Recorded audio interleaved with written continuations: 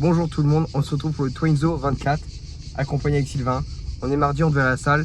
Au final, je fais juste l'intro. Pourquoi? Parce qu'on peut pas aller à la salle. On est bloqué par le Tour de France. Exactement. C'est n'importe quoi. On a 50 minutes de route au lieu de 7 pour aller à la salle si on veut. Donc on reporte. À demain. Oh lolo, la collation. Un peu de beurre de cacahuète, du miel, du fromage blanc dessus. Et là, je vous montrerai après, mais c'est un espèce de cake. Je vais à la salle avec cet homme que vous avez vu hier et il a posté le comeback à la salle. Tu fais une séance d'eau. Ah mec, je crois que ça fait cette année je suis allé m'entraîner déjà. Mais bien sûr, à Nice.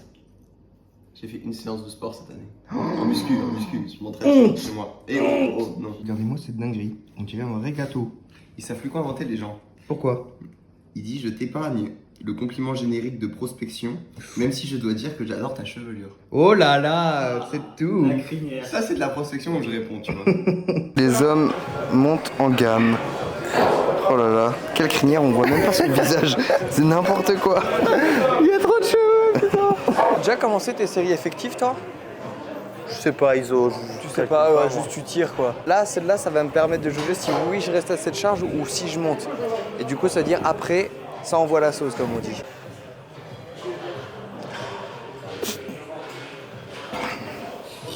Ça sent bon, cette histoire.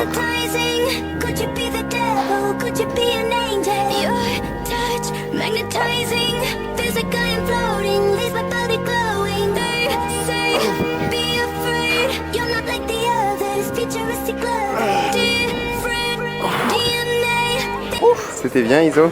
60 kilos par main, c'est mieux que la semaine dernière. Progression. Incroyable. Mec, j'ai trop la haine. J'ai mis mon casque à recharger toute la journée. Cette enflure, il a plus de batterie. J'ai la haine. C'est pas ton ex qui t'avait acheté? Si.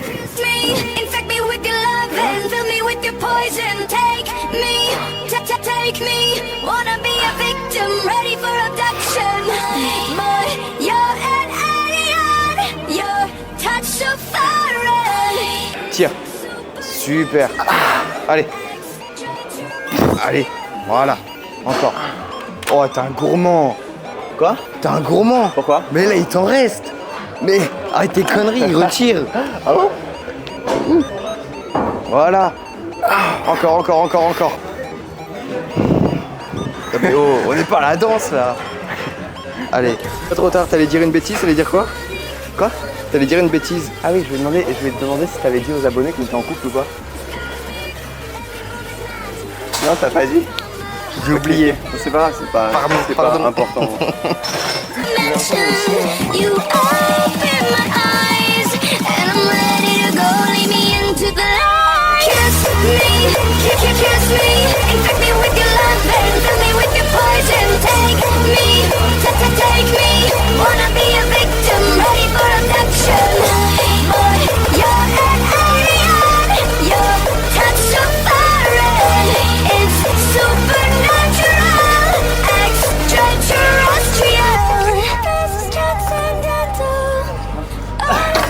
Impeccable. Fin de chantier. Je peux l'habitude de leur faire. Ce qui se passe là, la différence qu'il vient d'avoir est tellement choquante. D'où la preuve.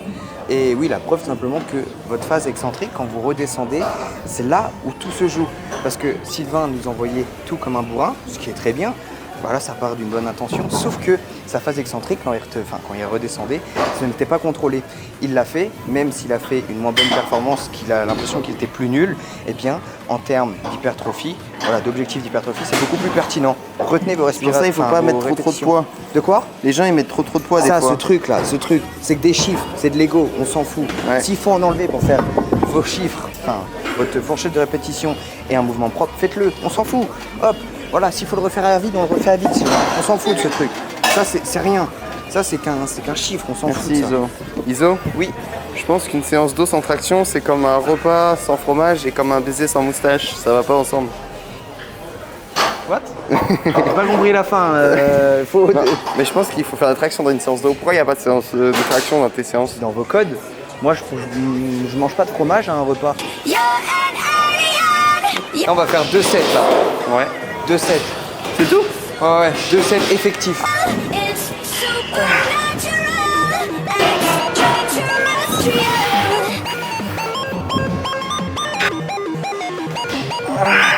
Écoutez les amis, ça fait depuis le début de l'année, on est en juillet, je suis venu que 2 fois à peu près, je pense, dans une salle de sport. C'est marrant parce que j'étais un ex-go muscu. J'allais à la salle 6 fois par semaine et tout, et je n'y prends plus de plaisir. Donc si vous êtes en train de consommer ce contenu, c'est que vous aimez la salle, continuez. Moi, ça a été hyper important dans mon processus. Parce qu'aujourd'hui, j'ai envie d'être dehors quand je fais du sport, de gambader comme un petit chevreuil. Je vais pas aller au bout de cette séance parce que je vais rentrer en courant, parce que j'aime bien courir. Continuez si ça vous plaît. Et des bisous. Cet homme s'en va, c'est fini. Oh, il court déjà dans la salle. Il court. Oh là là là là. Là, Sylvain, on a 3 séries effectives. On va faire exprès de ne pas faire un tirage horizontal classique. On va faire exprès de pencher le buste en avant, tu vois. Tu vas voir, je vais te montrer.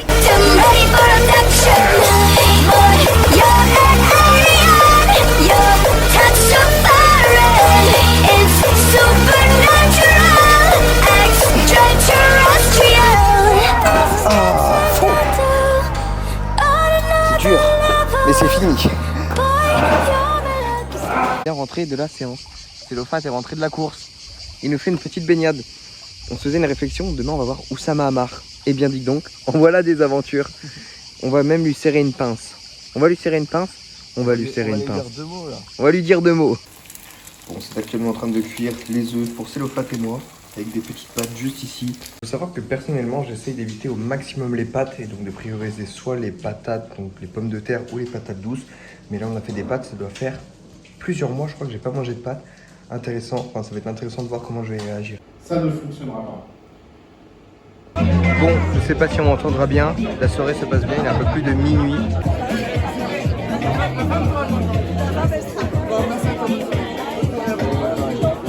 Jeudi 18 juillet, jour de la séance push. On est en route, comme vous voyez, je suis dans la Isocar, ma Rolls Royce comme je l'appelle à chaque fois. Séance push, donc uniquement les pecs cette fois-ci. Et pendant ma séance, je vais aborder un sujet très intéressant sur le fait que actuellement j'ai l'une des pires shapes entre guillemets que j'ai connues. Et pourtant, c'est totalement ok et je vous explique pourquoi. Ces 30 derniers jours, j'ai rencontré le chaos. J'ai su passer par tous les états d'âme possibles en y voyant l'entrée des enfers et du paradis. Et ce qui m'a amené à me rendre compte qu'au final, j'étais un fantôme dans ma vie. Avant ça, j'étais celui qui vivait dans le contrôle absolu. Interdiction de me coucher tard, de sortir, de boire, de mal manger. Mais ce que je ne me rendais pas compte, c'est que cette identité que je cherchais à maintenir n'était qu'en réalité un masque que je portais dans l'inconscience et qui faisait pâlir ma flamme jour après jour. Mais il y a peu, j'ai pris conscience que j'usurpais mon identité et j'ai découvert en partie, grâce à mon ouverture d'esprit, mais surtout, grâce à quelques personnes et juste, merci à eux. Sans ces derniers événements, je crains que ce masque serait encore en train de dévoiler mon esprit. Mais pour la première fois, lorsque j'ai vu l'avalanche s'abattre sur moi, j'ai décidé de rester face à elle, la tête sur les épaules, le regard rivé vers elle et l'accueillir à bras ouverts. Alors que lui, l'ancien Enzo, ce qu'il aurait fait à ce moment-là, ça aurait été de lui tourner le dos pour courir aussi vite que possible afin de lui échapper et pour s'abriter et retourner dans sa zone de confort, c'est-à-dire le contrôle. Et ce qui m'a permis ces dernières prises de conscience, c'est le fait d'accueillir, d'accepter et de sourire à tout ce qui m'arrivait. Durant ces 30 derniers jours, j'ai pu faire la rencontre de certaines blessures de mon âme, qui, j'estime, sont plutôt bien guéries à présent. J'ai su résoudre des traumas, des peurs aussi, qui, je sais, m'auraient suivi pendant des années et des années en me faisant passer à côté de multitudes d'expériences. À présent, grâce à tout ça, j'ai jamais eu une aussi grande estime de moi. Je sais qui je suis, je sais ce que je vaux, je sais ce que j'apporte aux autres, et j'ai pas peur de le dire haut et fort. Je suis grand, je suis fort et je suis fier de moi pour cette traversée. Bien sûr, le tout dans l'humilité, parce que je sais au plus profond de moi qu'il me reste encore beaucoup à vivre, à découvrir. Mais waouh, mille merci la vie de me faire vivre cette vie, sincèrement. L'enchaînement de ces 4 dernières semaines est d'une beauté inouïe. Et c'est fou à quel point, en l'espace de 30 jours vécus, j'en ai grandi plus de 10 ans. Mon éveil et ma gratitude n'ont jamais été autant leur paroxysme. Et maintenant, je continue de vivre. Je continue de suivre le chemin de la vie qui est une prise de conscience successive. J'ai foi en elle comme elle a foi en moi. Et je sais que la vie a toujours un plan. Et tout ce qui m'arrive, c'est fait pour moi. Au bon moment, avec les bonnes personnes, car rien n'est dû au hasard. Donc, merci la vie Continuons d'avancer tous les deux main dans la main et sache que je reste et resterai moi, cette personne que tu m'as fait découvrir. Bref, c'est Enzo. Ici, je vais te raconter mon histoire dans sa profondeur, donc c'est un honneur pour moi de t'inviter à me suivre. Merci de m'avoir écouté et à bientôt.